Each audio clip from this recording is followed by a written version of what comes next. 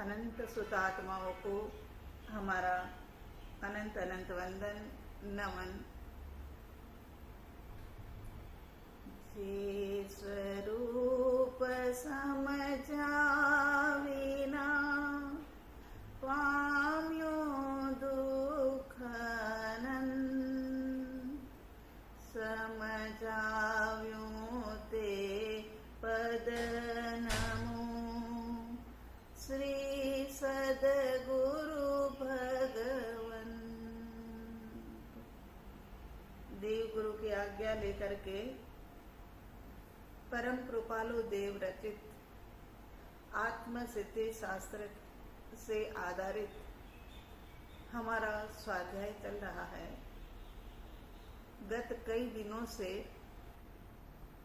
बराबर हम उन गाथाओं का अध्ययन कर रहे हैं, उनकी गहराई में जाकर के भावार्थ निकालने की प्रयत्न कर रहे हैं। पहले प्रश्न ले लेते हैं। प्रश्न है, पहला प्रश्न अमिता बेन का है।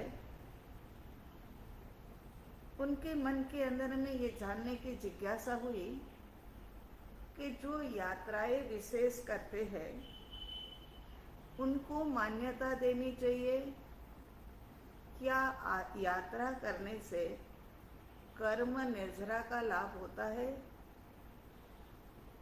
यदि कर्म निर्जरा का लाभ होता है तब तो यात्रा से भी मुक्ति का मार्ग साध सकते हैं।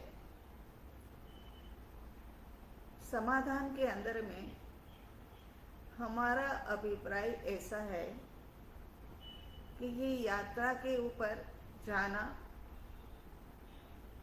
कंटिन्यू कई यात्राएं करना, ये सब एक प्रकार की शुभ क्रिया है। इससे पुण्य का लाभ होता है। भीतर के भाव यात्रा के समय पर उत्कृष्ट हो तो उत्कृष्ट प्रकार का पुण्य कर्म का बंध होता है। तीर्थंकर परमात्मा की साधना की भूमि है, वहीं से सिद्धालय में गए हैं तो वो तीर्थंकर परमात्मा के परमाणु पुद्गल वहीं पर, उनके शरीर के परमाणु पुद्गल वहीं पर बिखरे हुए होते हैं। इसी कारण से वो भूमि शुद्ध हो जाती है और ऐसे शुद्ध भूमि का स्पर्श करना ये भी एक पुण्य का कारण है। बाकी कर्म की निर्जरा होना, यदि त्रिकाली के ऊपर दृष्टि रही, आत्मा के ऊपर दृष्टि रही, चढ़ते उतरते समय पर पूरा ख्याल रहा कि मैं आत्मा हूँ, परमात्मा यहीं से साधना करके निर्वाण की ओर आगे बढ़े थे, ऐसे कोई आत्मदृष्टि हो तो कर्म निर्जरा हो। बाकी हमारी मान्यता ऐसी है कि पुण्य कर्म का बंध होता है। दूसरा प्रश्न है इंदिरा जी का। उनको तो ये परम कृपालु देव का शिष्य है ना, ऐसे ही उनको अब जल्दी लगी है। पूछ रहे कि माँ, अनंत जन्मों में अनंत कर्म बांधे,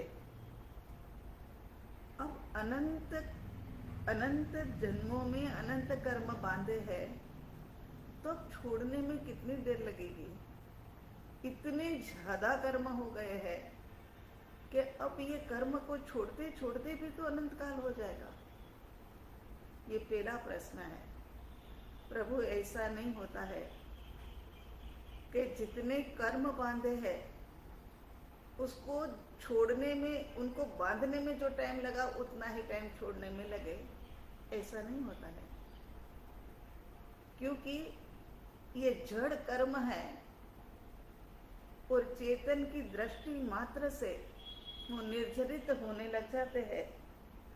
उदाहरण के तौर पर वैसे तो इसका समाधान आगे आगे की गाथा में आने ही वाला है, लेकिन संक्षिप्त के अंदर में बता देते हैं कि जैसे एक कमरे के अंदर में या एक ग्राउंड के अंदर में बहुत ही बड़ा ढेर लगा है घास का, वो घास का सूखा हुआ घास इतना ज्यादा है ना, अब ये घास को यहाँ से हटाना है। ये घास के अंदर में हटाने के लिए इसके अंदर में एक तिनका माचिस से मतलब अग्नि का लग जाए तो वो घास को जलने में कुछ ही मिनट लगेगी, ज्यादा समय नहीं लगेगा, वो फटाफट जलने लग जाएंगे। इसी प्रकार से यहाँ पर भी अनंत जन्मों में अनंत कर्म बांधे हैं, लेकिन छोड़ने में इतना समय नहीं लगता है, क्योंकि जब कर्म निर्जरा होती है त्रिकाली ध्रुव के ऊपर, जब हमारी दृष्टि स्थिर हो जाती है, मन वचन काया के योग गौण हो जाते हैं और आत्म प्रदेश पूरी तरह से शांत और स्थिर हो जाते हैं, वो समय पर प्रत्येक आत्म प्रदेशों के ऊपर से क्या है कि ये जो चेतन की ऊर्जा जागृति, उस कारण से वो कर्म निर्जरित होने लग जाते हैं और असंख्यात आत्म प्रदेश से एक साथ में कर्म की निर्जरा, और बस वही निर्जरा इतनी विपुल मतलब इतनी ज्यादा में होती है कि वो तुरंत निर्जरित होने लग जाते हैं। ऐसा नहीं है कि कर्म बांधने में अनंत काल गया तो छोड़ने में भी अनंत काल जाए, ऐसा नहीं होगा। बस पुरुषार्थ शुरू करो। ये तो ज्ञानियों की बाहेधरी है, ज्ञानियों का प्रोमिस है कि जितना समय बांधने में लगा इतना छोड़ने में नहीं लगेगा। उनका दूसरा प्रश्न है, बहुत अच्छा है, कि पर्याय जब आत्मा में ढलती है तब कर्म निर्जरा होती है? बिल्कुल होती है। क्या है कि अनंत आत्मा एक द्रव्य है, उनके अनंत गुण है और अनंत गुण की अनंत पर्याय। सबकी एक एक पर्याय गिनो, वो पर्याय जब बाहर आती है तब पर का लक्ष्य करती है, माने जो भाव आता है वो पर का लक्ष्य करती है, तब तो कर्म का बंधन है। लेकिन वो स्वयं के अंदर में ढल जाएगी, जितने भी पर्याय स्वयं में ढलेगी। ऐसा नहीं है कि अनंत पर्याय इसमें ही ढल जाए, वो दिन तो हमारा मतलब बस बहुत बड़ा काम हो जाएगा। मगर ऐसा नहीं है कि सारी पर्याय ढले, मगर जितनी भी पर्याय आत्मा की तरफ ढलती है ना, उतनी पर्याय शुद्ध भी हो जाती है और वो कर्म निर्जरा का कारण भी बन जाती है। तो ये पर्याय जब आत्मा में ढलती है तब क्या निर्जरा होती है? तो जरूर निर्जरा होती है। जितनी भी ढली, 5 ढली, 50 ढली, 500 ढली, 5000 ढली, क्योंकि ये तो अनंत है। अनंत गुण, अनंत पर्याय, जितने गुण होते हैं उनकी सब पर्याय तो होती ही होती है, तो वो पर्यायों का हमें लाभ मिल जाता है। और तीसरा प्रश्न है कि आप कितना समय लगेगा कर्मों की निर्जरा में? बस भीतर में एक उत्कृष्ट भाव ऐसे लगने लगी रहे कि बस मुझे प्राप्त करना है, मगर साथ साथ में धैर्यता भी, कहीं पर भी आकुलता व्याकुलता नहीं, कहीं पर भी उहापो नहीं, और बड़े शांत भाव से मुझे जिन जिन का लिया है उनका चुकते करते करते निकलना है। क्योंकि ऐसे ही निकल जाएंगे तो फिर अगले जन्म के अंदर में चुकाने के लिए आना पड़ेगा। इस कारण से जिनके जिनके जितने लिए हैं ना उतने में चुकाते हुए निकल जाऊं, क्योंकि मेरे पास अभी तो अनंत अनंत गुण रत्न राशि है। और मेरे पास सबसे बड़ा तो सद्गुरु भगवंत ने बताया हुआ समतामयी स्वभाव है। उसके माध्यम से कोई भी प्रतिक्रिया नहीं करते करते जिनको लेना है फाइल लो और मुझे मुक्त करो, मेरे अंदर में मेरे खाते में नील कर दो। ऐसे करते करते करते क्या है कि एक दिन ऐसा आ जाएगा कि ये सारे शुभाशुभ कर्म जो है ना वो खत्म हो जाएंगे और वो समय पर एक प्रक्रिया, निर्माण की प्रक्रिया घटित होगी। ठीक है, अब शुरू करते हैं आत्म सिद्धि शास्त्र आधारित हमारा जो स्वाध्याय चल रहा है गाथा नंबर 87 के ऊपर हम हैं। तो यहाँ सद्गुरु भगवान के पवित्र सत्संग से शिष्य के संशय अर्थ से लेकर के इति तक, माने सारे के सारे जो भ्रम थे ना वो टलते जा रहे हैं। परम कृपालु देव के समर्थ समाधान से शिष्य को आत्मा का कर्म फल भोक्ता संबंधी पूर्णतया निराकरण हो गया और आत्मा कर्म फल का भोक्ता है ऐसा भी सम्यक प्रकार से समझ आ गया। सम्यक्त्व के चौथे स्थान की दृढ़ प्रतीति हो गई। वो चौथा प्रश्न था ना। अब पांचवा प्रश्न मोक्ष है, इस विषय में शिष्य अपनी शंका प्रस्तुत कर रहा है। अभी तक हमने सचोट न्याय और दृष्टांत से सुना समझा कि आत्मा है, आत्मा नित्य है, आत्मा कर्म का कर्ता है, आत्मा कर्म फल का भोगता भी है। यहाँ तक तो बात हो गई और शिष्य ने भी बड़ी प्रसन्नता पूर्वक इसका स्वीकार भी कर लिया। अब कृपालु देव युक्ति संगत समाधान से शिष्य की काफी उलझने टाल चुके हैं। सम्यक निर्णय शिष्य को हो गया है। सद्गुरु भगवान के वचनामृत से, ऐसा वचनामृत है सद्गुरु भगवान का, एक एक बात जो कहते रहे वो इतनी मतलब सत्य है, त्रिकाल सत्य है, ऐसी सत्य है।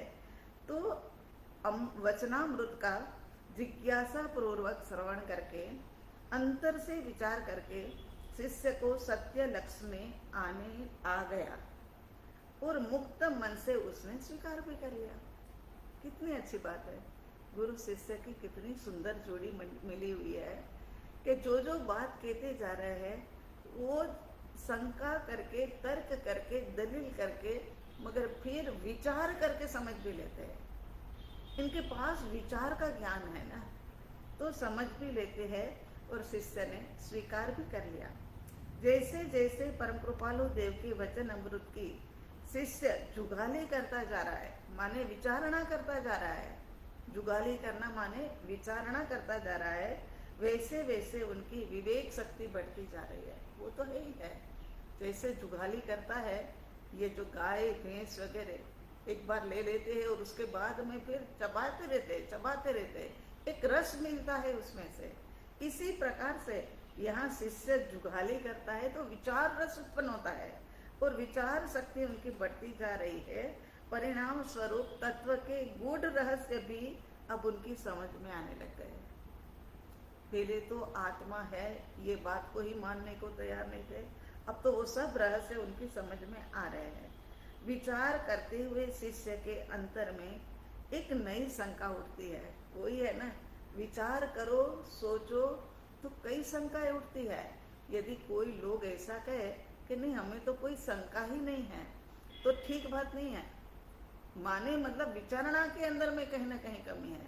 जो विचार करता है, सोचता है, भीतर की गहराई से एक विवेक जगाता है, उनको जरूर कोई ना कोई मंथन चलता है और उनको एक नई शंका उठती है। विचार श्रेणी पर आगे बढ़ता हुआ शिष्य कर्म बंधन से मुक्त होना चाहता है।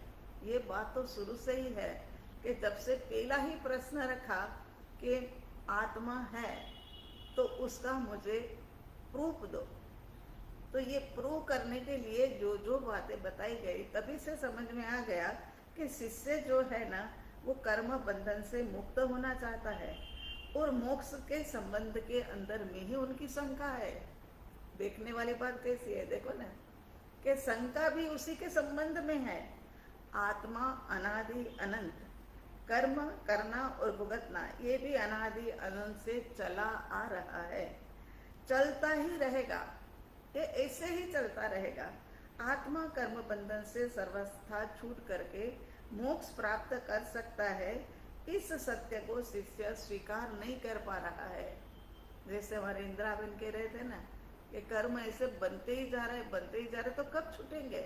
तो यहाँ कह रहे हैं कि सत्य को शिष्य स्वीकार नहीं कर सक रहा है, इसीलिए समाधान के लिए श्री सद्गुरु भगवान के पास प्रार्थना करता है। मोक्ष पद की सिद्धि के लिए परम कृपालु देव ने 5 गाथा की रचना करी। उसमें प्रथम 2 गाथा के अंदर में तो शिष्य की शंका है, प्रश्न है, और बाकी की 3 गाथाओं के अंदर में उनका समाधान है। तो यहाँ गाथा नंबर 87 उसके अंदर में शंका शिष्य की, करता भोक्ता जीव हो पण तेनो नहीं मोक्ष, वीत्यो काळ अनंत पण वर्तमान छे दोष। शिष्य को जीव कर्म का कर्ता और भोक्ता है, वह तो अच्छे से समझ में आ गया है कि जीव कर्म करता भी है और जीव कर्म का भोक्ता भी है। लेकिन ये आत्मा कर्मों के बंधन से सर्वथा मुक्त हो जाए, आत्मा को लगने वाले कर्म सर्वथा बंद हो जाए, ये बात उनको भरोसा नहीं बैठ रहा है। क्योंकि आज तक अनंत काल बीत गया, अनंत काल से ये परिभ्रमण हमारा चल रहा है, चारों गतियों के अंदर अनंत काल बीत गया, फिर भी कर्म में कारणभूत जो राग आदि दोष जो है ना, वो अभी भी नहीं टले। राग द्वेष के दोष जो है अनंत काल से चलते चलते यहाँ तक पहुंचे, उत्कृष्ट ऐसा मनुष्य का जन्म मिल गया, फिर भी सद्गुरु भगवंत राग और द्वेष की प्रवृत्ति मिटी नहीं है, वह दोष अभी भी विद्यमान है, तो मोक्ष फिर हो कैसे सकेगा। तो आगे कहते हैं शिष्य, अनंत काल से आज पर्यंत ये चक्र रुका ही नहीं है। कर्म करना, कर्म का भुगतान करना, भुगतान करते करते नए कर्म का आना, ये साइकिल यूं ही चल रही है। यदि जीव का मोक्ष हो तब तो अनंत काल में हो ही जाना चाहिए था, अनंत काल फिर लगना नहीं चाहिए था, लेकिन अनंत काल लग गया है। तो यहाँ वर्तमान में भी कर्म करने रूप दोष है ही है, इस कारण कर्म करना जीव रुके ऐसी संभावना ही नहीं है। कहते ये तो अभी भी इतनी समझ के बाद भी जीव कर्म करे ही जा रहा है, करे ही जा रहा है, अभी भी रुक नहीं रहा है। तो फिर कर्म से कर्म रुके ऐसी कोई संभावना मुझे तो समझ में आ ही नहीं रही है। तो फिर कर्म बंधन से निवृत्ति रूप मोक्ष नहीं है, ऐसा ही मुझे तो लग रहा है। मोक्ष ये भारतीय दर्शनों का एक केंद्र बिंदु है। भारतीय जो है वो सब मोक्ष को मानने वाले हैं, चाहे अलग अलग दर्शन अलग अलग प्रकार से मानते हैं, मगर मानते हैं सब मोक्ष माने स्वतंत्र होना, छुटकारा पा लेना।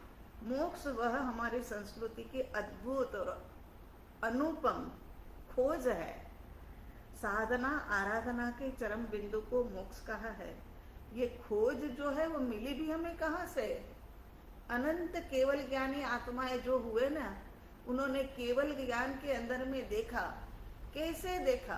तो अंजलि जल समान इसके अंदर में पानी की एक चम्मच रखी जाए, एक चम्मच पानी रखा जाए तो जैसे हमें दिखता है ना, इसी प्रकार से उनको 3 काल दिखाई दिया, 3 लोक दिखाई दिया, 3 काल और 3 लोक सब कुछ उनको प्रत्यक्ष दिखाई दिया। फिर उनको लगा कि अरे ये जीव कैसे मुक्ति पाएगा, मोक्ष में जाएगा कैसे? इनको बताना पड़ेगा कि ये जो है ना, आराधना साधना से प्राप्त होने वाली चीज है, ये ऐसे ही प्राप्त होने वाला नहीं है। तो मोक्ष हमारी संस्कृति की अद्भुत और अनुपम खोज है। खोज किन्होंने की? केवल ज्ञानी भगवंत ने। और केवल ज्ञानी भगवंत अब क्या करे तो क्या करे, यहाँ कहने के लिए तो आ नहीं सकते हैं, है ना। अब जैसे वर्तमान समय में ही केवल ज्ञानी आत्मा जो है यहाँ तो है नहीं, महाविद्य क्षेत्र में है, वहां से कहने के लिए तो वो आ नहीं सकते हैं। तो फिर अब कैसे, क्या लोगों तक ये बात कैसे पहुंचे? भवी लोगों को जिनको प्राप्त करना है उनके पास पहुंचनी चाहिए। तो पहुंचाने के लिए उन्होंने आचार्य भगवंत गणधर भगवंतों को कहा कि गणधर भगवंत में जो ये बोला जा रहा है ना, उन्होंने तो क्या कहा, मगर गणधर भगवंत भी तो केवल ज्ञानी होते हैं। उन्होंने ये क्या है कि ये जो जो बोला ने भगवान ने वो सारा लिख लिया, और लिख लिया ने फिर आचार्य भगवंतों ने उसको सही तरीके से शास्त्र के अंदर में डाला, ताकि ये चीज है ना जुग जुग तक जिंदा रहे, ये बात जो है ना कहीं इधर उधर ना हो जाए। तब आचार्य भगवंतों ने उनका गुंथन किया और वो हमारे शास्त्र बने। उसके अंदर में ये विधि लिखी गई। जैसे हमारी माँ हो, वो लिख करके जाती है ना, बता करके जाती है ना कुछ कुछ बातें जो महत्वपूर्ण होती है। वरना हमारे जैसे बुद्धू जो होते हैं ना बचपन में, वो तो भिंडी की सब्जी बनाने बैठे ना, तो भिंडी की सब्जी को छौंक लगा करके एक गिलास पानी का डाल देता है। ऐसा ही हम करते थे। फिर हमारी मम्मी ने सोचा कि अब मैं जब भी कहीं बाहर जाऊं ना, तब मैं लिख करके जाऊंगी कि ये चीज ऐसे बनती है, ये चीज ऐसे बनती है। वैसे ये तो बहुत पुरानी बात है, 12 साल की उम्र थी तब। इसी प्रकार से यहाँ पर केवल ज्ञानियों की वाणी हमारे पास आगमों के द्वारा मिली। आगमों का महत्व इसी कारण से ज्यादा है। तो ये वाणी मिली, उसके अंदर में पद्धति बताई गई कि यदि तुम्हें निर्वाण को प्राप्त करना है, तुम्हें मुक्त होना है, तुम्हें मोक्ष में जाना है, सिद्धालय के ऊपर स्थित होना है, तो ये हमने जो लिखा बताया है ना, उसमें से मतलब देख करके हो सकता है। केवल ज्ञानियों को तो कोई हमारे प्रति राग नहीं था, मगर गणधर भगवंतों ने गुंथन किया, आचार्य भगवंतों ने बड़ी परम कृपा कर ली और उन्होंने लिखा। वैसे तो यही कहा जाता है कि जो मतलब केवली भगवंत ने बोला ने, अरिहंत परमात्मा ने समोसरण में बोला ने, गणधर भगवंतों द्वारा गूथा गया, उसमें से थोड़ा ही हिस्सा गूथा गया। उसमें से आचार्य भगवंत ने लिखा तो वो भी बहुत ही अल्प ही था, पर हमारे तक पहुंचा है ना, वो तो बहुत अल्प ही पहुंचा है। लेकिन भवी जीव जो उसमें से भी है ना अपना कल्याण कर सकता है, भवी जीव कर लेगा। तो यहाँ कहते हैं कि साधना आराधना के चरम बिंदु को मोक्ष कहा है। कठिन तपस्या के बाद दोबारा जन्म नहीं लेना पड़े, जन्म लेने के कारणों का आत्यंतिक अभाव, वही साधना का लक्ष्य है। कि भाई अब बार बार आत्यंतिक अभाव आएगा समाधान के अंदर में, ये कि आत्यंतिक अभाव माने अब तो कभी आने की बात ही नहीं, पुनः फिरने जैसा है ही नहीं अब तो यहाँ, ऐसी हमारी दशा हो जाए, यही मोक्ष है। सारा जहाँ पहुँचने के बाद आत्मा का पुनर्जन्म कभी भी नहीं होता है, उसको सिद्धालय कहा जाता है। आत्मा की स्वाभाविक अवस्था की प्राप्ति को मोक्ष कहा है। मोक्ष माने स्वाभाविक अवस्था। स्वाभाविक अवस्था क्या मतलब? स्वभाव, अनंत ज्ञान दर्शन चारित्र के अंदर में रमणता करना, सम्यक ज्ञान दर्शन चारित्र मोक्ष मार्ग। आगम के अंदर में पहली ही लाइन के अंदर में आ गया कि ये मोक्ष मार्ग है। तो अनंत ज्ञान दर्शन, अनंत सुख वीर्य की प्राप्ति की अवस्था माने मोक्ष। जीव सारे कर्म खत्म हो जाते हैं, तब आत्मा अपनी स्वाभाविक अवस्था को प्राप्त करता है। सारे कर्म खत्म हो जाने के बाद वही मोक्ष है। जन्म मृत्यु रूपी महादुख के चक्र को रोकना और परम आनंदमय दशा को प्राप्त करना। इतना एक बोलते हुए भी एक भीतर के अंदर में रस आ जाता है कि परम आनंदमय दशा को प्राप्त करना, वही तो मोक्ष है।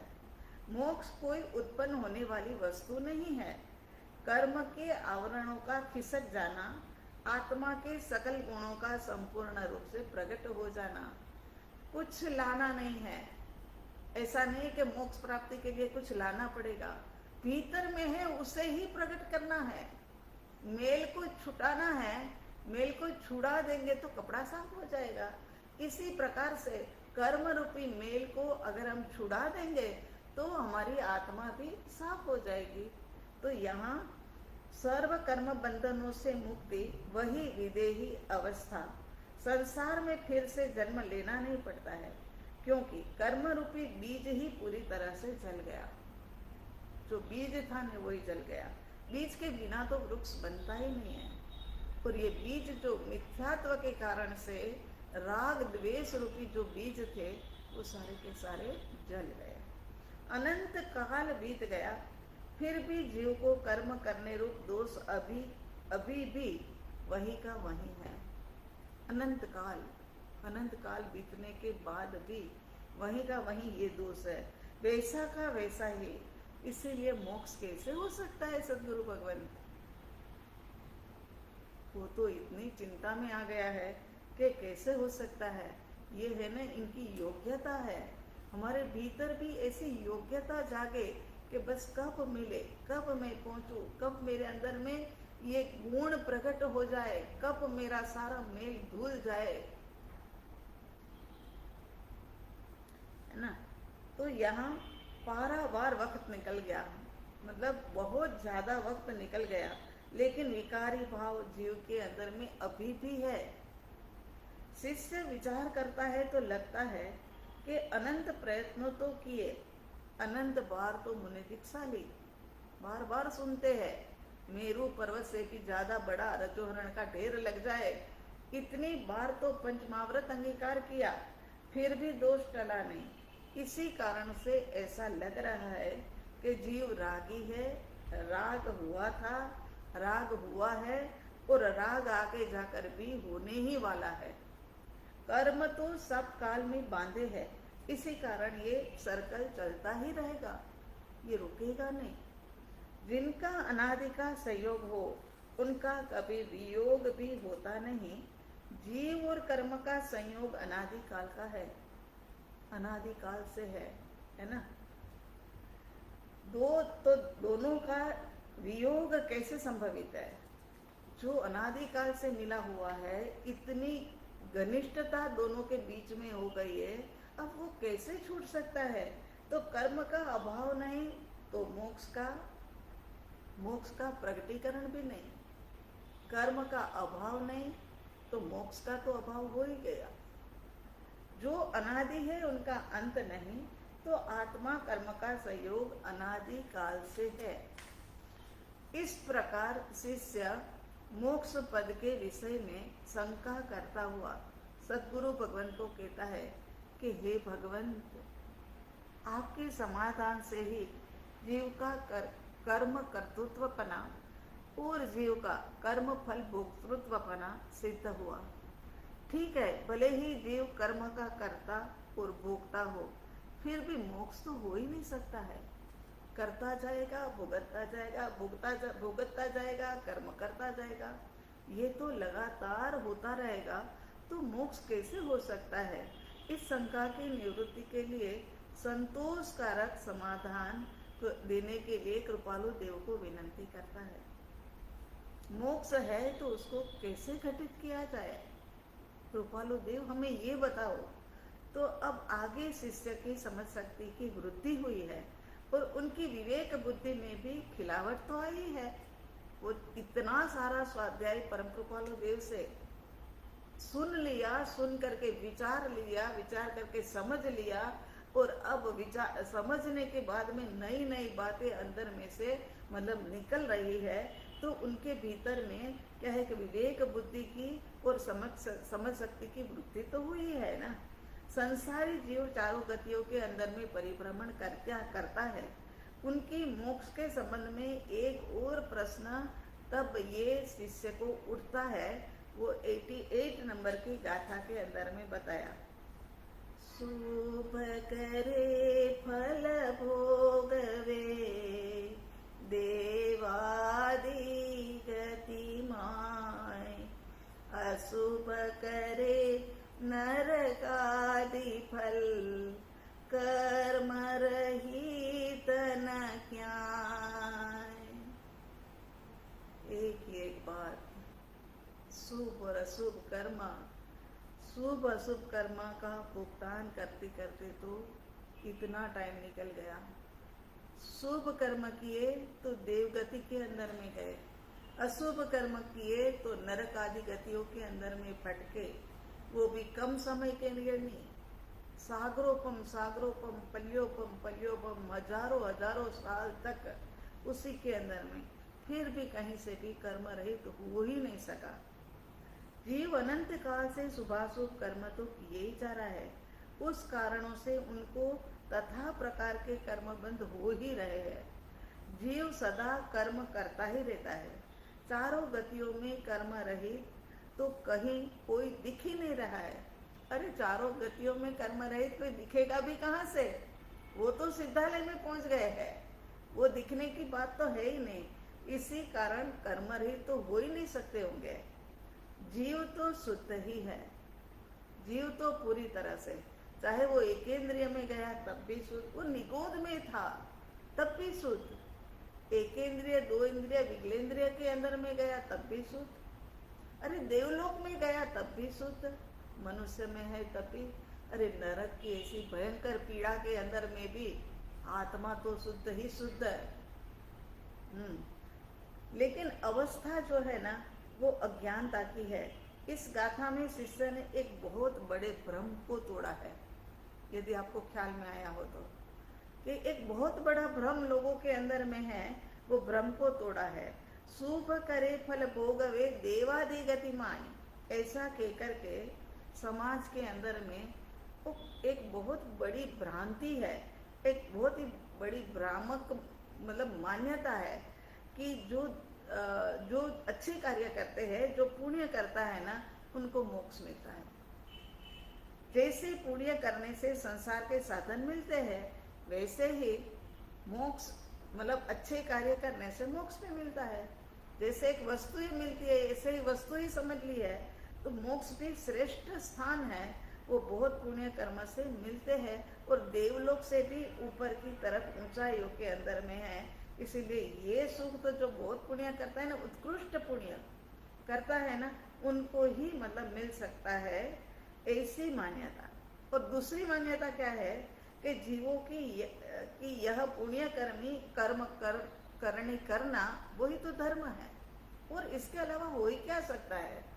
अगर पाप करने करो तो वो अधर्म है, और पुण्य करने करो तो फिर वो धर्म है। ऐसी ही मान्यता लोगों के अंदर में है। ये गाथा के अंदर में बहुत ही बड़ी भ्रांति लोगों की टूटी।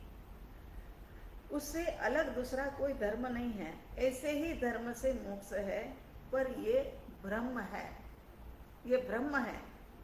शिष्य को यह तो पक्का हो गया कि स्वर्ग और मोक्ष दोनों अलग अलग है।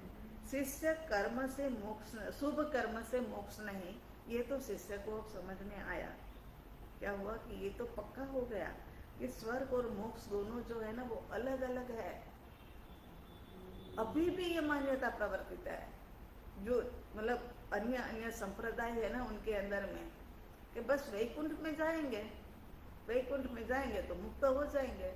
मगर वैकुंठ जो है ना वो तो देवलोक है, देवलोक में जाने से मुक्ति नहीं है, फिर तो जन्म मरण अभी चालू ही रहने वाला है।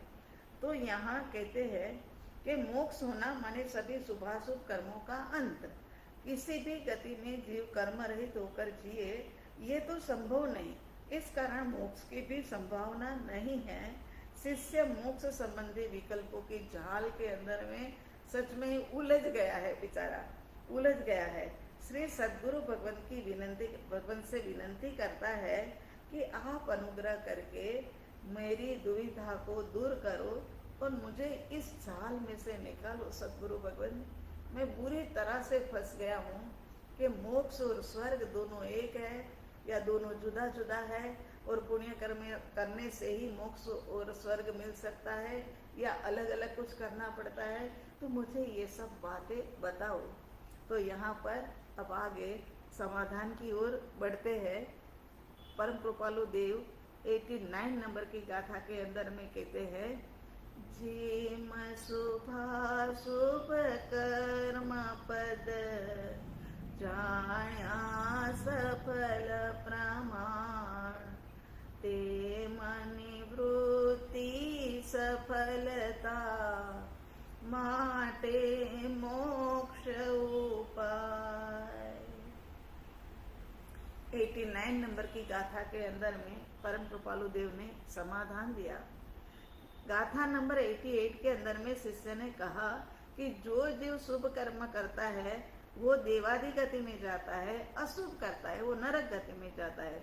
अशुभ कर्म का फल और शुभ कर्म का फल स्वर्ग और नरक के अंदर में भुगतता है, लेकिन कहीं पर भी तेम निवृत्ति सफलता, वो कहा था ना, तो कहीं पर भी कर्म रहित तो है ही नहीं। तो यहाँ क्या कह रहे हैं, शिष्य ने 2 गाथा में मोक्ष पद की शंका प्रस्तुत की है और सदगुरु भगवान ने 3 गाथा में समाधान दिया। शंका ये थी कि कर्ता भोक्ता जीव हो पण तेनो नहीं मोक्ष, वीत्यो काल अनंतपण वर्तमान छे दोष। कहते हैं कि कर्ता भोक्ता जीव हो पण उसका मोक्ष हो नहीं सकता है, क्योंकि कर्म का फल भोगता है और नए कर्म बांधता है, पुराने छोड़ता है नए बांधता है, पुराने छोड़ता है नए बांधता है, ऐसे ही चलता रहता है। तो फिर और ये जो अनंत काल से चल रहा था ना, वही का वही दोष, माने वही की वही वृत्ति, वही का वही प्रवृत्ति, वही तो सब अभी वर्तमान में भी दिख रही है। बात तो सही कर रहा है ना, 100% की बात है, इनकी बात में कहीं पर भी गड़बड़ी नहीं है। तो बीता फिर भी उसने कर्म से छूट नहीं सका, इस अनुमान से जीव का मोक्ष होना संभवित नहीं, ये प्रश्न पूछा था। अब इसका जवाब यहाँ पर सदगुरु भगवान मोक्ष पद की सिद्धि करते हुए गाथा नंबर 89 के अंदर में कह रहे थे ना कि किसी भी कार्य का फल अवश्य होता है। अरे शिष्य, आप ही कह रहे हो कि अच्छे कर्म से, अच्छे शुभ कर्म से देवादि गति, अशुभ कर्म से नरकादि गति, तो अब दोनों से निवृत्त हो जाओ तो कुछ होना तो चाहिए ना, कुछ तो होना चाहिए ना। तो यहाँ मतलब कहते हैं, अर्थात कोई भी कार्य अफल नहीं होता है ना, सब सफल होता है। सफल माने फल के साथ में, जैसे शुभाशुभ कर्म, सफल माने सक्सेस वाली बात नहीं है यहाँ, सफल माने फल सहित का होता है। जैसे शुभाशुभ कर्म करने से उसका फल अवश्य मिलता है, इसी प्रकार से ये वत्स तो सुन तो सही, इसी प्रकार से शुभाशुभ कर्म से निवृत्त हो जाएगा तो निवृत्त होने का भी फल मिलेगा, और उसका फल मिलता ही मिलता है।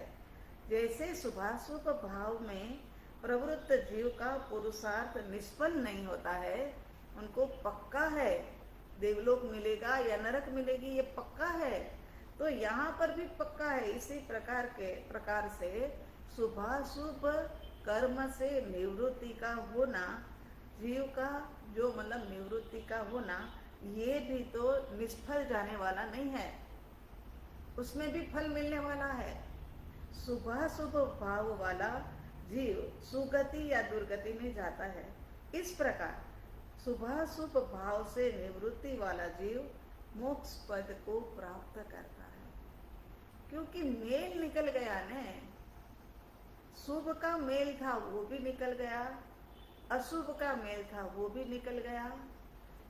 ऐसा नहीं है कि शुभ कर्म को छोड़ दो, जब तक अपने को ये प्राप्ति नहीं होती है आत्मा अनुभूति की, तब तक शुभ कर्म भी छोड़ने नहीं है, वरना तो शुष्क हो जाएंगे। इसीलिए ये मत सोचना कि ये शुभ कर्म भी हमें कर्म रूप में ही लगने वाले हैं, उसका भी बंधन है तो शुभ भी छोड़ देते हैं, फिर तो हम कहीं के नहीं रहेंगे, त्रिशंकु की तरह लटक जाएंगे हम। इसीलिए हमें क्या है कि शुभ कर्म तो करते ही रहना है। हम सामायिक कर रहे तो सामायिक छोड़ने नहीं, प्रतिक्रमण कर रहे तो प्रतिक्रमण छोड़ना नहीं, लेकिन सामायिक करने के समय पर ऐसी जागृति बनी रहे कि सामायिक करने वाली ये देह पर्याय, लेकिन मैं तो भीतर से जानने देखने वाला हूँ। प्रतिक्रमण करने वाला ये साधन जो मिला है वो, लेकिन मैं तो जानने देखने वाला। प्रति समय प्रत्येक क्रिया के साथ में ये जोड़ा जाए कि मैं झाड़ नहीं देखने वाली। एक भीतर के अंदर में एक निराली शांति का अनुभव होगा। तो यहाँ मोक्ष फल को वो शुभाशुभ से निवृत्ति पाता है, वो मोक्ष फल को प्राप्त करता ही है। सदगुरु भगवान शिष्य को प्रोमिस दे रहे हैं, प्रोमिस दे रहे हैं। प्रोमिस कब दिया जाता है? कि जब पक्का हो। और यहाँ तो सदगुरु भगवान का है, मतलब प्रोमिस ऐसे वैसे दोनों फ्रेंड का थोड़ी ना है। ये तो यहाँ ये सदगुरु भगवान कह रहे हैं कि शुभाशुभ से चार गति, वैसे ही शुभाशुभ की निवृत्ति से चार गति से अलग मुक्ति मोक्ष प्राप्त हो सकता है। इस प्रकार हे सुजान शिष्य, सदगुरु भगवान को भी ऐसे शिष्य के प्रति है ना अहोभाव आता है, वात्सल्य आता है, प्रेम आता है, लगता है कि मेरा शिष्य कितना लायक है। तो शिष्य, सुजान शिष्य सम्यक प्रकार से सोच तो सही और निर्णय तो कर। जैसे जैसे कर्म बंधन में अंशतः विराम तू पाता जाएगा। एकदम से तो काम होने वाला नहीं है इंदिरा जी, एकदम से सोचोगे तो नहीं, उल्टा अधीरता आ जाएगी, तो नए कर्म के बंद हो जाएंगे। बस जो आता है उसका स्वीकार स्वीकार स्वीकार स्वीकार। तो कहते हैं कि जैसे जैसे कर्म बंध से अंशतः विराम पाता जाता है ना, इसी प्रकार से जब एक समय ऐसा आएगा कि अंश अंश अंश अंश खत्म खत्म खत्म होते होते सर्वथा विराम तो पा लेगा, कर्मों से सर्वथा विराम, तब जीव का मोक्ष होता है। हे साधक, कर्म ही जीव को पुनर्जन्म का कारण है कि ये हुए कर्मों के अनुसार पुनर्जन्म, लेकिन कर्म फल को भोगता है। बोलते किए हुए कर्मों के अनुसार हे साधक पुनर्जन्म मिलता है। मैं भी मना नहीं करता हूँ, मिलता है, लेकिन कहते किए हुए कर्मों के अनुसार पुनर्जन्म लेकर के कर्म फल को भोगना तो पड़ेगा ही पड़ेगा, और वो भोगता है। शिष्य आत्मा का अस्तित्व, नित्यत्व, कर्तृत्व, भोक्तृत्व स्वीकार करता है, लेकिन उनको मोक्ष पद के विषय के अंदर में अभी भी संशय है। संशय यही कि क्या आत्मा कर्म से मुक्त हो सकता होगा? क्या सर्व कर्म का क्षय हो सकता होगा? मोक्ष का अस्तित्व मानूं या मैं ना मानूं?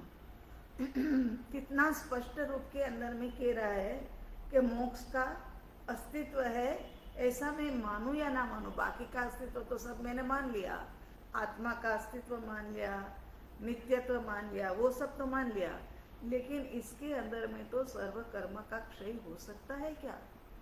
और मैं ये मानूं ना मानूं कि मोक्ष है, ऐसी विकल्पों के जाल में फंस गया है। तब परम कृपालु देव को विनंती करता है कि कृपा करके मेरे संशय का निराकरण करिए।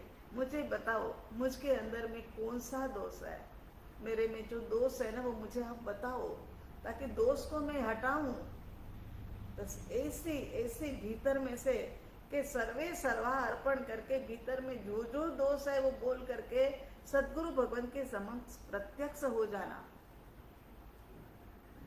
सदगुरु भगवान कहते हैं कि जैसे प्रवृत्ति की सफलता है वैसे ही निवृत्ति की भी सफलता है। सफलपना तो है ही है, प्रवृत्ति की सफलता है। शुभाशुभ कर्म जैसे सफल होता है ऐसे शुभाशुभ से निवृत्ति उसमें भी सफलता है। हे वत्स, हे वत्स, अज्ञान अवस्था में बंधे कर्मों का जीव करता और भोगता है। मन वचन काया की प्रवृत्ति से जीव कर्मों को आकर्षित करता है। ये तीनों योग जो है ना, ये तीनों योग को अपूर्व अवसर के अंदर में इसके बारे में बहुत अच्छी गाथा आती है, और वो गाथाओं के अंदर में कहा है कि ये मन वचन काया के योग की प्रवृत्ति जो है ना, वो ही राग द्वेष को आकर्षित करती है। वही कर्म रूप में बंध कर कर्म काल पकते हुए फल देते हैं। माने क्या कह रहे हैं कि ये कर्म रूप की प्रकृति जो बंधती है वो ही बंद करके कर्म फल पकने पर वो फल देती है। अबाधा काल हमने आपको बताया था ना, हजारों साल का होता है, हजारों साल का। इसीलिए तो नित्यत्व मानने में आया है ना। तो कहते अनादि काल से जीव कर्मों का व्यवसायी हो गया है, अनादि काल हो गया। अब उनको ये व्यापार मतलब आ गया है, रुचिकर लगने लग गया है। ये व्यापार करते रहो, कर्म करो, कर्म थोड़े थोड़े छोड़ो, कर्म करो बांधो, छोड़ो, कर्म करो छोड़ो बांधो, ये सब इनका एक व्यवसाय हो गया है ना। प्रवृत्ति तो चाहिए ना कुछ, व्यवसाय इसीलिए तो किया जाता है। करोड़पति भी व्यवसाय के लिए निकलता है, और जो छोटे मोटे होते हैं वो भी निकलते हैं। इसी प्रकार से यहाँ कहते हैं कि जीव कर्मों का व्यवसायी हो गया है।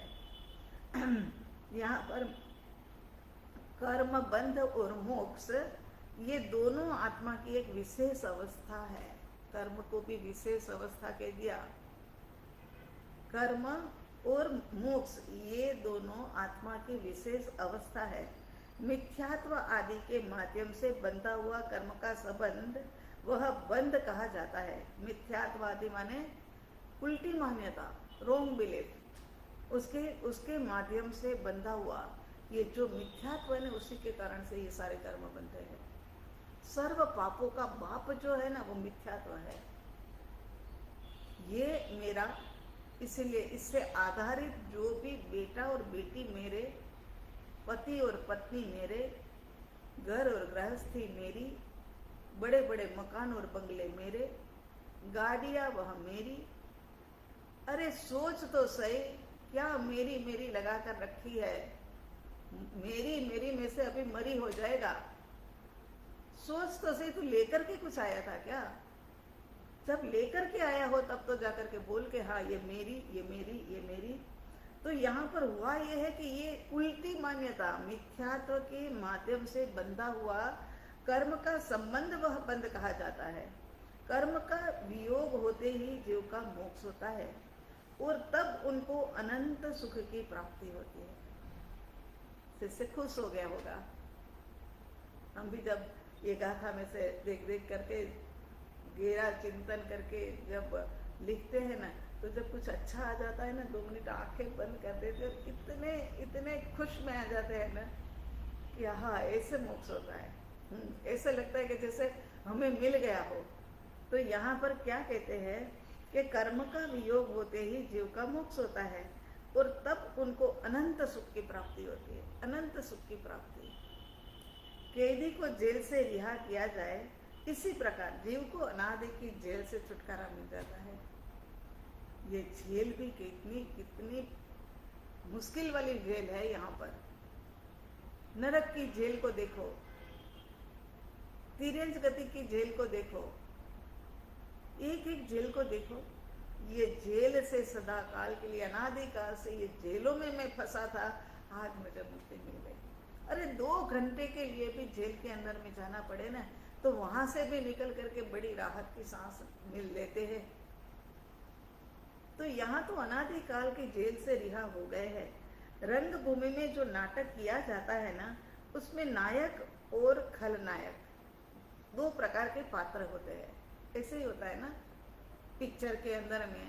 अब तो खैर वर्षों सालों के साल हो गए, मगर कभी कभी, वैसे तो शुरू से ही शौक नहीं था, फिर भी कभी कभी थोड़ा बहुत देखा। उसके अंदर ऐसे ही होता है ना कि जो पिक्चर के अंदर में कहो, नाटक के अंदर में देखो, एक नायक होता है और दूसरा खलनायक होता है। हीरो होता है और विलन होता है ना। और छोटे थे तब देखते थे, तो फिर क्या है कि हीरो को देखकर बड़ा अच्छा लगता था, विलन को देख करके लगता था ये नहीं आए, जल्दी चला जाए, ये क्यों पिक्चर के अंदर में आता है। ऐसा होता था। मतलब वहां पर भी राग और द्वेष करना छोड़ा नहीं था। क्यों ये राग और द्वेष किया? क्योंकि अज्ञानता थी, अज्ञानता के कारण से। तो नायक और खलनायक दोनों प्रकार के पात्र होते हैं। खलनायक का काम नायक को अलग अलग प्रकार से बाधा पहुंचाने का होता है ना, बीच बीच में रुकावट और रोड़ा डालने का काम होता है। बहुत बार खलनायक सफल होता है, लेकिन अंत में उनकी शक्ति जो है ना वो कुंठित हो जाती है। खलनायक की शक्ति कुंठित हो जाती है अंत में, और उनका पराजय हो जाता है। इसी प्रकार, बिल्कुल इसी प्रकार से, वैसे ही यहाँ पर भी चल रहा है। इसमें नायक के स्थान पर आत्मा को रखो। ये आत्मा खलनायक जो है वो कर्म, कर्म का कार्य आत्मा को बाधा पहुंचाने का, उसमें वह प्रायः सफल होता है, सफल हो जाता है। लेकिन आत्मा की शक्ति जैसे जैसे बढ़ती है, जैसे जैसे बढ़ती है, वैसे वैसे कर्म का जोर जो है ना वो कमजोर होने लगता है। और कर्म का जोर जो कमजोर होने लग जाता है तो फिर क्या है कि अंत में कर्म का पराजय हो जाता है और आत्मा जो है ना वो जीत जाती है। इसीलिए बिल्कुल हारना मत, धैर्यता को खोना मत, बस लगे रहो लगे रहो लगे रहो। होगा, प्राप्त होगा। पॉजिटिव होकर के ही सोचना है कि प्राप्त जरूर होगा, ये भव में नहीं तो और 2-4 भव, 5-6 भव में मगर होगा, प्राप्ति होगी, ऐसा सोच करके, है ना। तो कर्म का फिर पराभव, क्योंकि उनकी शक्ति बार बार बाधा पहुंचाने से कुंठित हो जाती है। जैसे यहाँ खलनायक की हो गई, अंत में तो हीरो ही जीत गया, नायक ही जीत गया, है ना। इसी प्रकार से यहाँ पर ये खलनायक आत्मा कर्म जो है ना उसकी शक्ति जो है वो खत्म होने लगेगी, और खत्म होने लगेगी ना वो समय पर आत्मा की जीत हो जाएगी। बलवान आत्मा शुभाशुभ कर्म का स्वीकार करके नए कर्म का बंध न हो, इस प्रकार उदय काल को अल्प समय में भुगत लेते हैं। क्या कहते हैं कि जो आत्माएं बलवान होती है ना वो तो है ही है ना। तीर्थंकर परमात्मा की आत्माएं थी, देखो ना, किसी किसी को साधना काल में हजारों साल लग गए, किसी किसी को सैकड़ों साल लग गए, और कोई कोई क्या है कि फौरन तुरंत प्राप्त करके, मल्लीनाथ भगवान जैसे जो है वो फौरन मतलब कुछ दिनों की ही मतलब उनकी साधना और प्राप्त कर गए। गच्छु कुमार को देखो तो कुछ घंटों के अंदर में प्राप्त कर गए। ऐसे बलवान आत्माएं शुभाशुभ कर्म का स्वीकार करके नए कर्म का बंध ना हो, इस प्रकार उदय काल को अल्प समय के अंदर में भुगत लेता है। बलवान होते हैं ना, जिनके अंदर में बलवानता माने ताकत नहीं, ताकत वाली बात नहीं है यहाँ। बलवान माने क्या है कि जिनके भीतर के अंदर में धैर्यता है, संभाव है, समझ है, सहनशीलता है, वो क्या होता है, कर्म भाव का स्वीकार करके और नए कर्म का बंध ना हो, इस प्रकार से उदय काल को कम से कम समय के अंदर में भुगतान कर लेते हैं। एक तरफ तो कर्म बंध आना कम हो गया, एक तरफ साधना आराधना के माध्यम से कर्म निकलना चालू हो गया। हर्ष शोक करे बिना कर्म का भुगतान करने से शक्तिशाली आत्मा कुछ समय में ही सिद्ध पद की प्राप्ति करता है। क्या हर्ष करे, क्या शोक करे, हमने ही बीज बोए हैं, बोने वाले हम हैं, और जब ये कांटेदार बावल बन करके पौधा मतलब बड़ा हुआ तो अब हम ये कहने लगे कि नहीं नहीं ये कहाँ से आ गए, ये हमारा ही बोया हुआ बीज है। तो यहाँ कहते हैं कि कर्मों से संपूर्णतः छूटना वही तो मोक्ष है। मोक्ष के लिए उबलते हुए दूध में नींबू डालने से दूध पानी अलग हो जाते हैं, है ना। उपमाएं दे दे कर, जैसे परम कृपालु देव भी उपमाएं देते हैं ना, ऐसे ही हम भी क्या है कि रसोई में जाते हैं, इधर उधर में जाते हैं, सब जगह पर वही बात चलती है। ये नायक खलनायक भी क्या है कि ये बच्चों ने कुछ चलाया था, 2-5 मिनट के लिए गई और देखा तो वहीं पर भी वही चल रहा था, ये तो बहुत बुरा है, ये तो बहुत अच्छा है। तो उसमें से ही ध्यान आया आत्मा और कर्म का। खाना बनाते बनाते ध्यान आया कि ये दूध के अंदर में नींबू के बूंद डालो और दूध और पानी अलग अलग हो जाएगा। वैसे ही आत्मा और कर्म के बीच में भेद ज्ञान करने से आत्मा और कर्म दोनों अलग अलग हो जाते हैं। भेद ज्ञान रूपी नींबू को निचोड़ो, और वो निचोड़ने से आत्मा और कर्म दोनों अलग अलग हो जाते हैं। परम कृपालु देव 143 नंबर के पत्रांक के अंदर में लिखते हैं, 143 नंबर के पत्रांक के अंदर में लिखते हैं कि इतने समय तक जो किया उन सबसे निवृत्त हो जाओ, अब रुको, बस इतनी ही लाइन है। मगर हमें इतनी प्रेरणा देने वाली है कि इतने काल तक जो भी किया उन सबसे अब निवृत्त हो जाओ। बहुत बड़ी सीख दे रहे हैं हमें। और अब रुको, अब रुको। यदि यथार्थ पद्धति का प्रयोग किया जाए तो आदत बदल सकती है। पुराने संस्कार जागृत हो जाए तो तुरंत ज्ञानी के बोध का स्मरण कर लीजिए। पुराने संस्कार कभी जाग जाते हैं। किसी न किसी के प्रति किसी का फोन आया, अरे इतने समय से तो फोन किया नहीं था, इतनी तकलीफें आ गई, इतना कुछ हो गया, एक साथ में 6 जने को कोरोना हो गया, देखा भी नहीं और अब फोन आ रहा है। ऐसा हो जाता है। ये क्यों हुआ? पुराने कर्म के संस्कार जो पड़े थे ना, वो उदय में आए। वो जब उदय में आते हैं ना, वो समय पर सद्गुरु भगवान के वाणी को याद करो। उन्होंने दिया हुआ जो बोध है ना, उनके बोध को याद करो कि ये तो सब होनहार जो होता है ना, वही होता है। ये सब कुछ चलने वाला चलता ही रहता है। ऐसा बोध करने से क्या है, ऐसा बोध का स्मरण करने से क्या है कि हमारी पुरानी मान्यता जो है ना, वो मिट जाती है। स्वाध्याय का, सत्संग का, सद्गुरु के सानिध्य का यही तो लाभ है। नई मान्यता जो ज्ञानी ने बोध दिया है, उस ढंग से मोक्ष प्राप्ति के लिए नव संस्करण मतलब खड़ा कर देगी। क्या है कि पुरानी मान्यता जो है कि जो होना था वो ही हुआ, हमने भी कभी उनकी खबर नहीं ली होगी, तो आज हमारी खबर नहीं ली गई थी, तो उसमें क्या हो गया? सद्गुरु भगवान ने कहा है कि जैसा तुमने बोया था ना, वैसा ही तुमने पाया है। तो ऐसा सोच करके मुझे किसी के प्रति द्वेष नहीं करना चाहिए। मिच्छामि दुक्कडम बोल करके मोक्ष प्राप्ति के लिए सद्गुरु भगवान ने जो बोध दिया है, उनका नव संस्करण करो, फिर से मतलब निर्माण करो। मिच्छामि दुक्कडम कितना बढ़िया शब्द। ये जैन दर्शन न्यारा है। दर्शन तो सब न्यारे होते हैं, लेकिन कुछ कुछ बोध जो है ना, ये और कैसी कैसी छोटी छोटी तपस्याएं, कैसे छोटे छोटे शब्द मिच्छामि दुक्कडम बोलने से, रोज शाम के समय बोलते 84 लाख दीवाने के जीवों के प्रति क्षमा की याचना, सच में ही बड़े ही हल्के फुल्के हो जाते हैं। आत्मा को लगे आठों प्रकार के कर्मों का क्षय होना, वही तो मोक्ष है। संवर और निर्जरा से मोक्ष, 9 तत्व जो होते हैं उसके अंदर में संवर और निर्जरा का बड़ा ही महत्व है। संवर माने कर्म आने के द्वार को बंद कर देना। हमें पूछे कि ये है ना, मिट्टी तो आती जा रही है, आंधी देखो ना बाहर में कितनी उड़ रही है। हम कहे राजू तू पहले है ना खिड़की दरवाजे तो बंद कर। खिड़की दरवाजे बंद नहीं कर रहा है और झाड़ू निकाले जा रहा है और फिर कह रहा है कि महाप्रभु ये तो मिट्टी तो आ ही जा रही है, हट ही नहीं रही है, नहीं मैं निकाल रहा हूँ और वो आती जा रही है। तो सबसे पहले खिड़की दरवाजे बंद करने की आवश्यकता है। और यहाँ पर भी नए नए कार्मण वर्गणा के पुद्गल आते जा रहे हैं, तो सबसे पहले संवर करने की जरूरत है।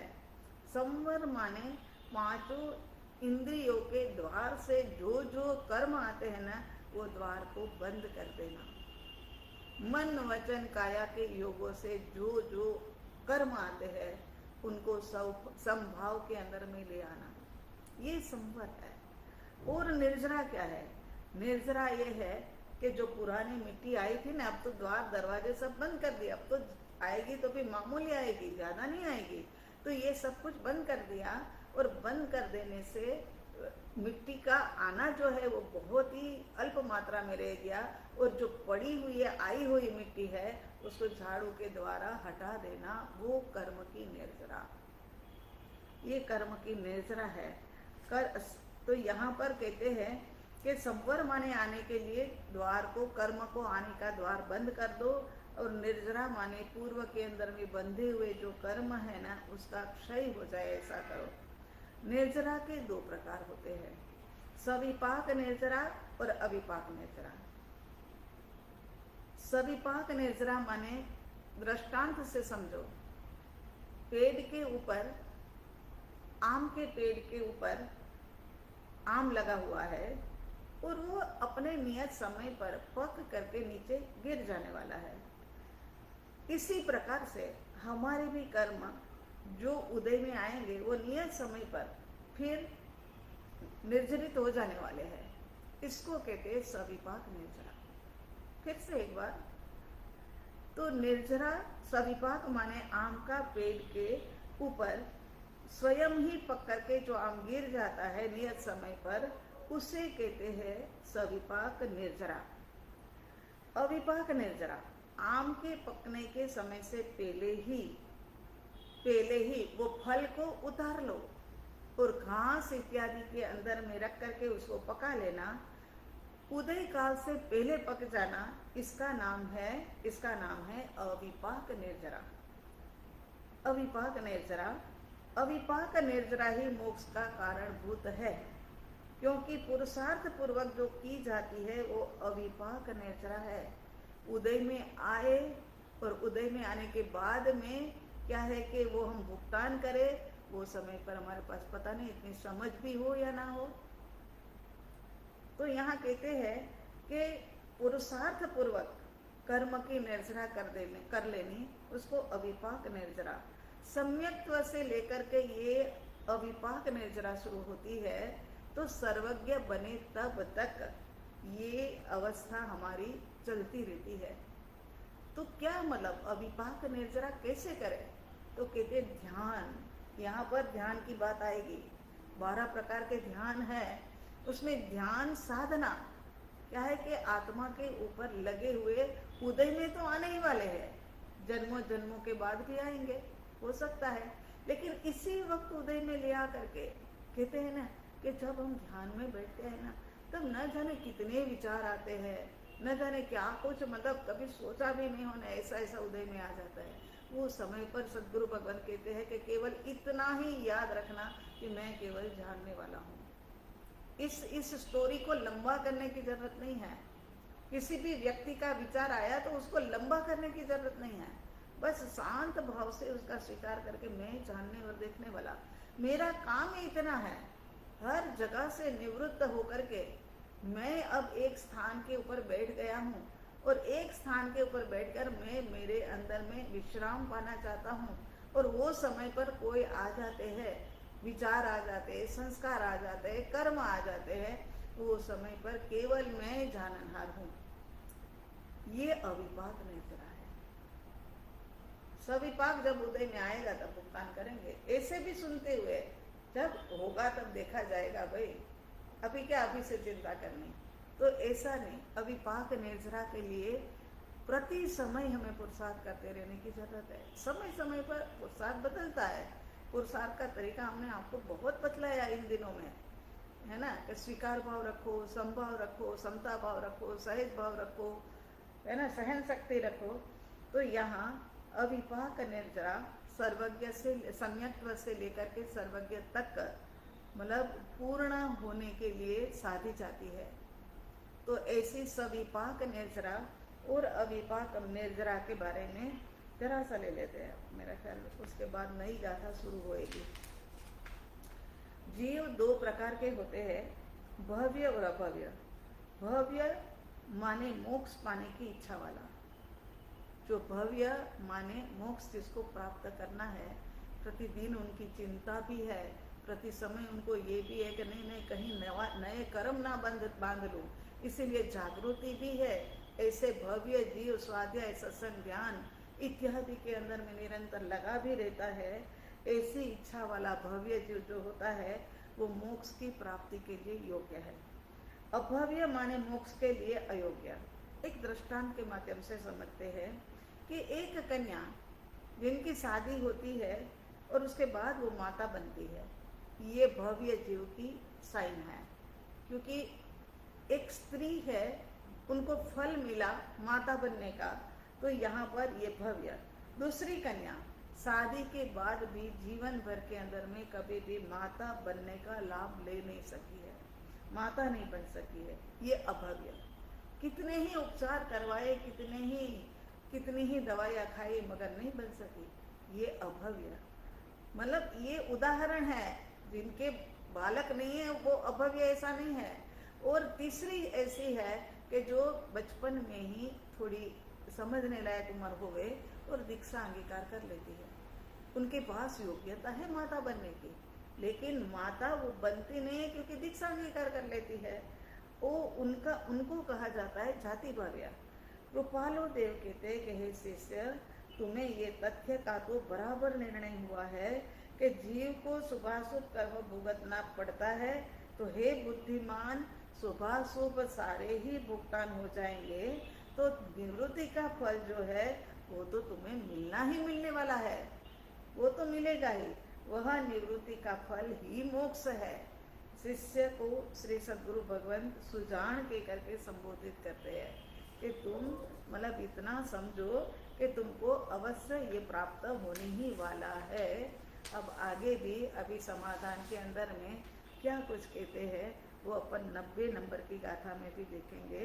वो अनंत काल निकल गया, वो बात जो कर रहे थे ना, वही बात हमारे समाधान में भी आएगी कि अनंत काल निकल गया, फिर भी ये शुभ अशुभ में से हम ऊपर ही नहीं उठे हैं। तो अब उसके लिए कुछ न कुछ बात अपन को बताएंगे परम कृपालु देव, वो अपन अवसर आने पर जरूर सुनेंगे। उसी के साथ में सर्व मंगल मांगल्यम सर्व कल्याण कारणम प्रधानम सर्वधर्मानां जैनम जयति शासनम, जैनम जयति शासनम।